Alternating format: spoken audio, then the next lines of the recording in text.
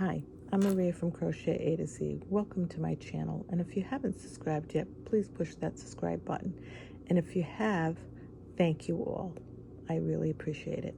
And please don't forget to like my videos as well. Welcome to my channel again, and I want to show you this real pretty stitch. And it's easy to make and easy to learn, and it's called the mini puff stitch. And I'm going to show you just how easy it is to make.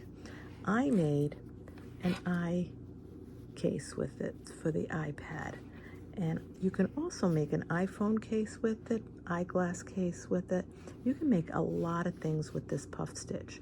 And what I did for this is I made the puff stitch and 2 rows of, see them right here? These are single crochets. So puff stitch, 2 rows of single crochet, and puff stitch. And what I did is I made it long enough, and then I folded it in half so you don't have to stitch the bottom, and I slip stitched the sides and made a little enclosure here, which I'm going to put a little button to close it up. And it's really sturdy, and it's nice, and it adds a little extra to your iPhone case so that if you drop it or if you have it somewhere, it just keeps it that much more safer. So now I'm going to show you how this gets